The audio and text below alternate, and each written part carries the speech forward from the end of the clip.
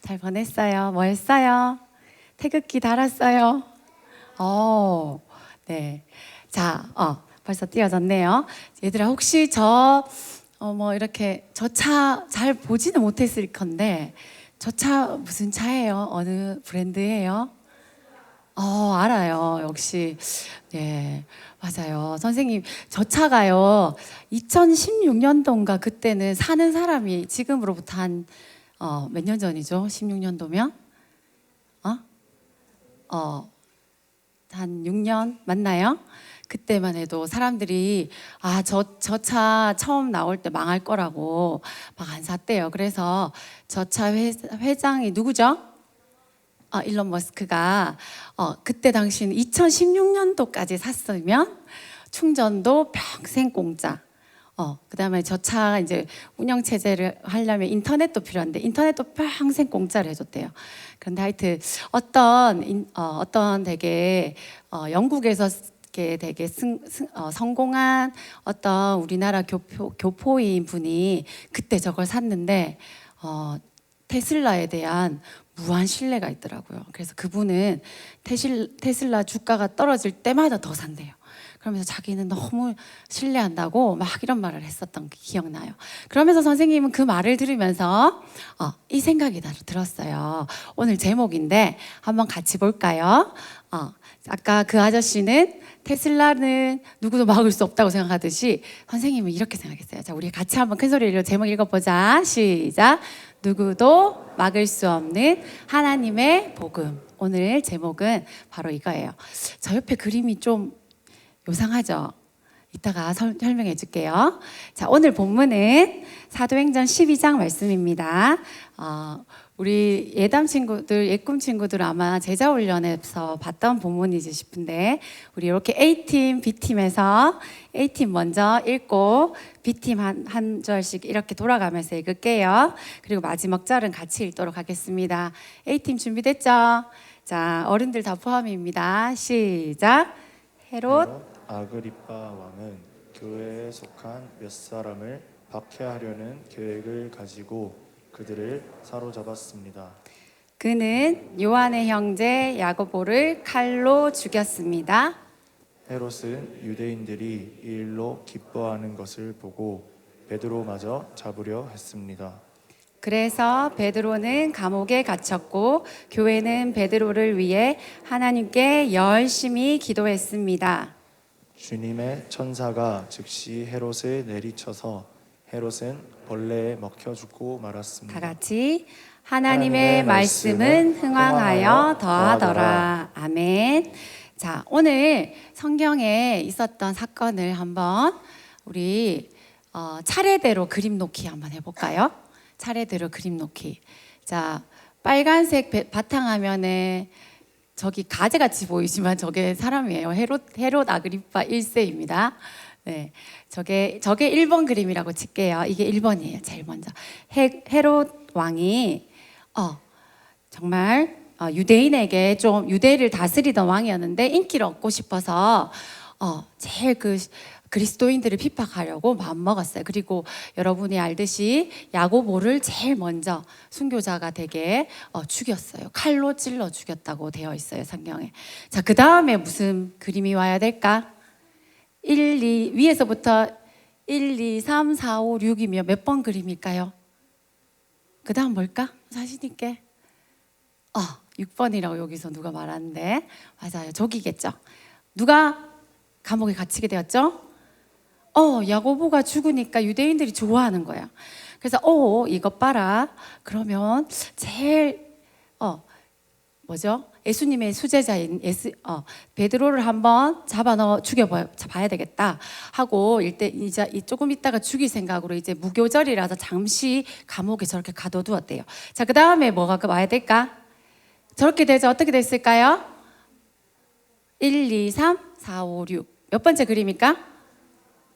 그렇지, 맞아요. 여기 그림이 3번이겠죠. 세 번째 그림이. 어떻게 됐을까요?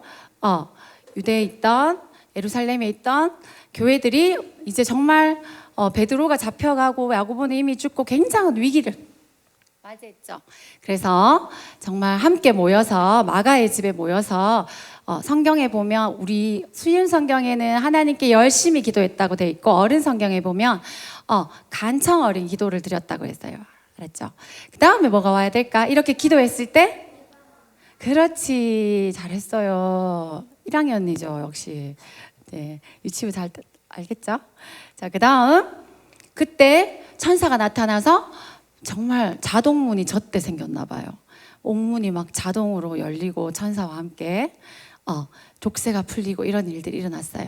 그리고 나서 베드로가 어디로 자, 그다음 몇 번째 두 개 중에 그렇죠. 베드로가 마가의 집으로 두드리고 들어왔죠. 그리고 마지막으로 하나님께서 또 계속해서 교회를 핍박하려고 했고 교만했던 헤롯 왕을 벌레에 잡혀 죽게 하셨다고 했어요.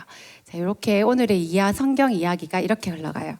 자, 이 이야기들 속에서 우리가 얻을 수 있는 하나님의 말씀의 의미들을 한번 선생님이 두 가지를 찾아보았어요. 첫 번째 한번 읽어볼까요? 시작. 간절한 기도는 역사를 일으킨다. 예. 자, 아주 아까 위기라 그랬죠. 그때 교회는 함께 모여서 이미 성령을 경험한 교회였기 때문에 정말 함께 모여서 간절히 하나님께 기도했다고 했어요. 그랬을 때 하나님의 역사가 일어났어요. 바로 체인 펠 다운. 천사가 나타나서 베드로를 묶어있던 저런 체인들 사슬이 풀리는 역사가 일어났어요. 자, 이것처럼 우리가 하나님 앞에 지금 3년 기도하고 있지요. 우리가 하나님 앞에 기도할 때 간절히 기도하라고 되어 있어요. 그냥 하다가 말다가 그냥 좀 이렇게 읊조리다가 가라 이런 게 아니라 하나님 앞에 기도할 때 우리가 열심히 기도하고 간절히 기도할 때 우리를 묻고 있는 우리 삶을 묻고 있고 우리 가정을 묻고 있고 나를 한계 짓고 있는 저런 체인 같은 사슬들이 끊어지는 역사가 정말 베드로에게는 실제 사슬이었지만 우리 삶 속에서 끊어질 수 있다 했어요. 그리고 또 어떤 일이 일어났냐면 정말 굳게 닫혔던 저기 성문들이 열려지는 역사들이 철문이 열려지는 역사가 일어났다고 했어요.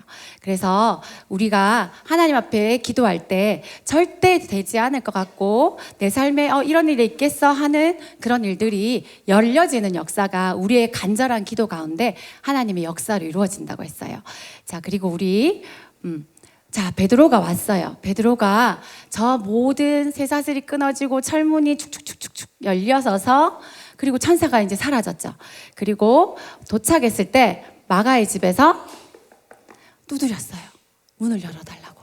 그때 자, 사람들이 너무 열심히 기도하고 있었어요. 그런데 그때 그 소리를 들은 사람이 있었다. 누구죠? 혹시 알고 있나요? 저기 여자분 보이죠? 손가락질을 하고 있는 저 집의 여종이었던 로데라는 아이가 있었어요. 그 아이가 그 노크 소리를 듣고 나가서 베드로가 온 걸 확인하고 열어주지도 못한 채 너무 기뻐서 막 달려와서 말했어요. 뭐라고 말했나요? 다 같이 말해볼까? 시작. 베드로 문 밖에 와 있어요 라고 말했어요. 자, 그렇게 말했을 때 사람들이 믿어주었나요? 뭐라 그랬지? 어머니, 베드로가 지금 감옥에 있지. 너 미친 거 아니니? 이렇게 말하셨죠. 저렇게 간절히 기도하셨지만 정말 너무 기도응답이 빨랐다고 생각했나 봐요. 그래서 우리가 기도할 때 우리 이렇게 기도하라고 예수님 말씀하셨어요. 우리 마가복음 11장 24절 말씀 같이 한번 읽어볼까요? 시작. 그러므로 내가 너희에게 말하노니 무엇이든지 기도하고 구하는 것은 받은 줄로 믿으라. 그리하면 너희에게 그대로 되리라. 아멘. 자, 우리가 기도할 때 간절히 기도하고 하나님께 열심히 지금 기도하고 있어요. 그런데 우리가 마음속에 의심하지 않았으면 좋겠어요. 우리가 기도한 거 구한 것을 정말 받은 줄로 여기는 로데는 우리 그곳에 있던 사람들이 기도한 대로 받은 줄로 믿었어요. 그것처럼 우리도 정말 기도할 때에 정말 받은 줄로 믿는 그 믿음까지 가는, 그래서 우리의 간절한 기도가 정말 역사를 일으키는 우리가 되었으면 좋겠어요. 자, 그다음 두 번째, 자, 우리 같이 한번 읽어볼까요? 시작. 하나님의 말씀은 흥왕하여 더하더라.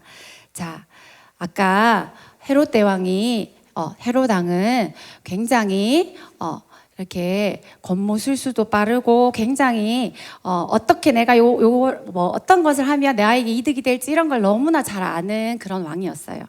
그래서 이렇게 교만으로 가득했던 헤롯 대왕은, 하그리빠 1세는 하나님이 가만히 두지 않으셨어요. 주의 천사가, 말씀에 보면 주의 천사가 나타나서 벌레에 먹혀 죽게 했다고 되어 있어요. 그리고 역사학자인 요세푸스에 따르면 이 왕은 죽기 전에 5일 동안 배가 엄청나게 아팠다고 하는데, 그 벌레가 안 그래도 저기 커다란 벌레가 저 사람을 먹었을까?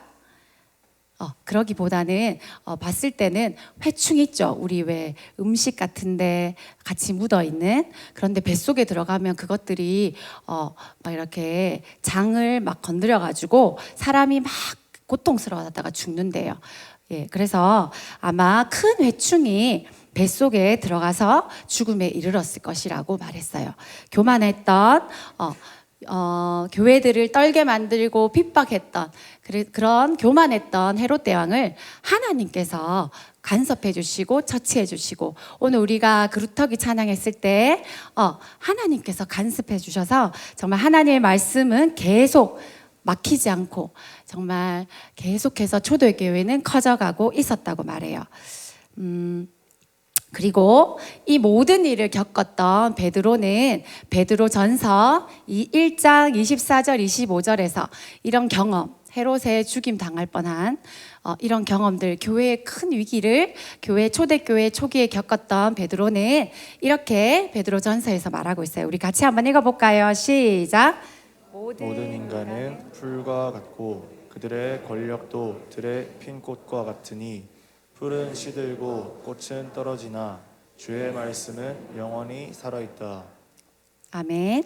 우리 베드로 사도는 저런 또 죽음의 위기들을 경험했을 때 하나님이 어떻게, 하나님이 말씀대로 사도행전에 말씀하신 대로 정말 성령을 보내주시고 유대와 사마리아와 땅끝까지 이르러 내 증인이 되겠다 했는 그 말씀이 저렇게 어떤 장애와 핍박에도 불구하고 이루어진다는 것, 하나님의 말씀이 영원하다는 것을 저 이사야서에 있는 말씀을 인용하면서 더 확신 있게 정말 믿음을 선포하고 성도들을 권면하고 세울 수 있게 되었던 것 같아요.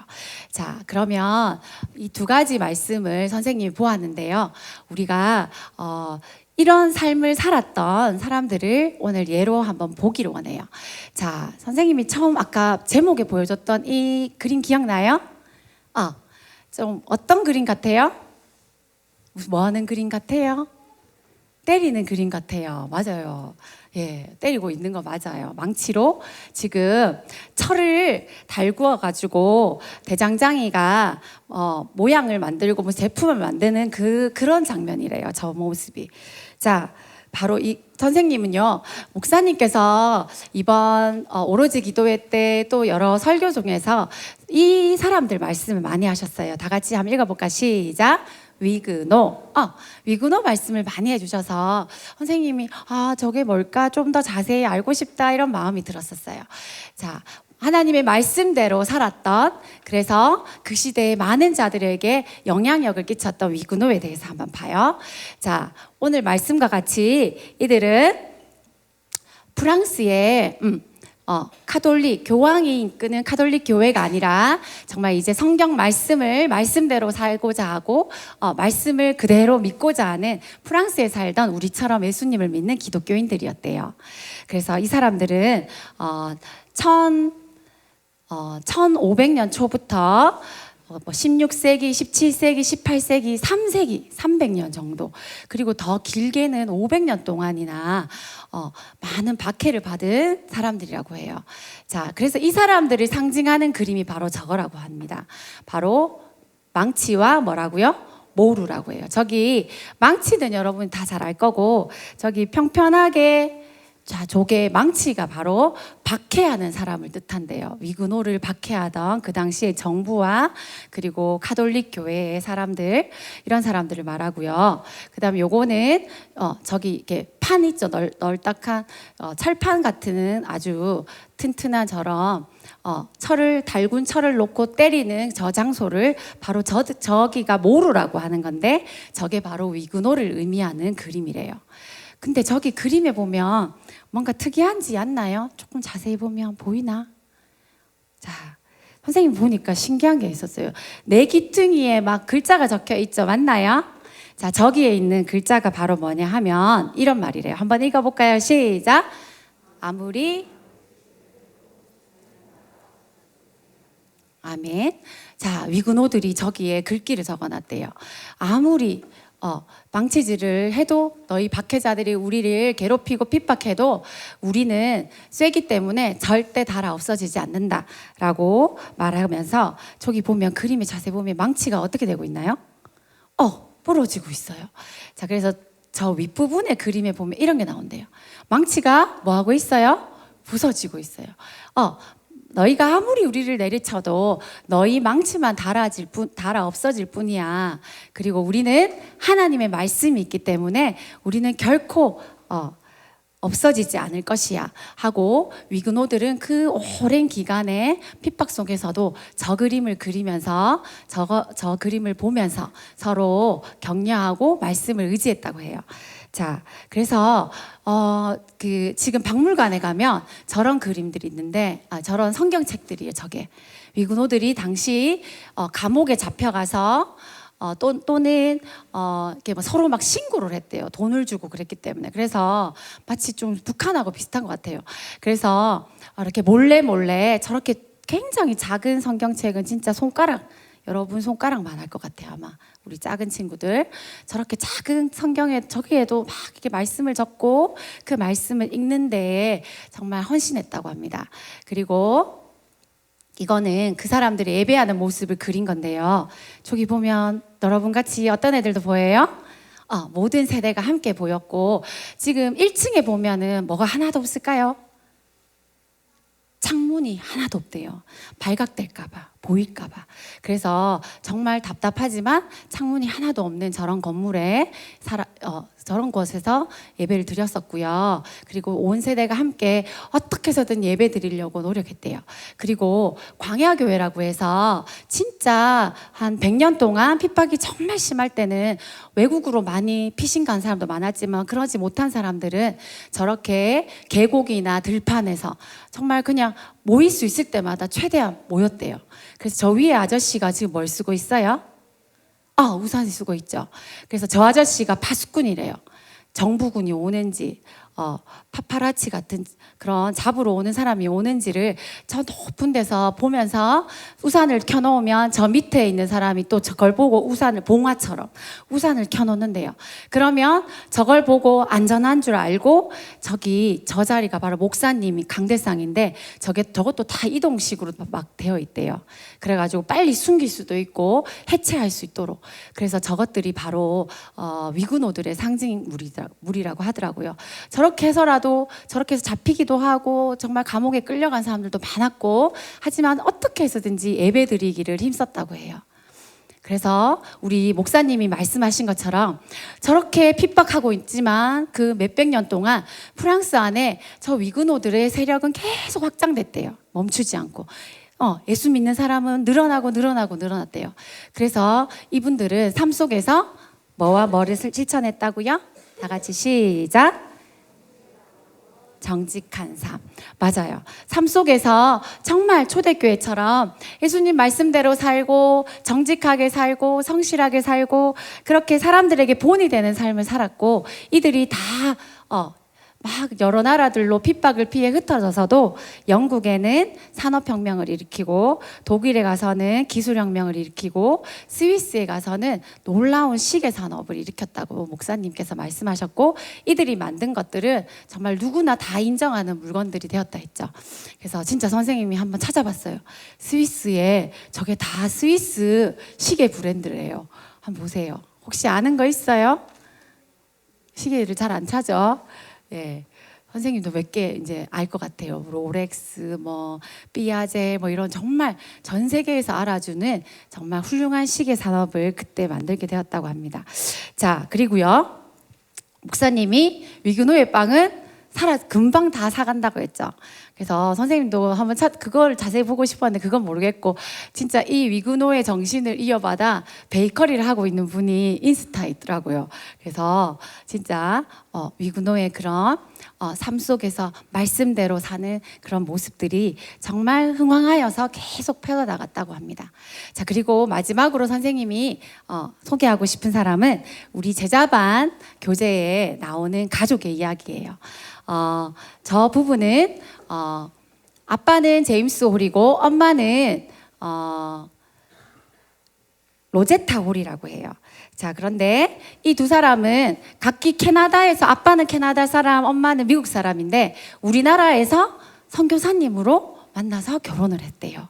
그래서 아주 예쁜 우리나라에서 결혼을 했는 무슨 선교사였을까요? 우리나라가 그 당시에 많은 병으로 사람들이 아이들이 진짜 많이 죽었대요. 2명에 1명꼴로 전염병으로 죽는 그런 일들이 너무 많았다고 해요.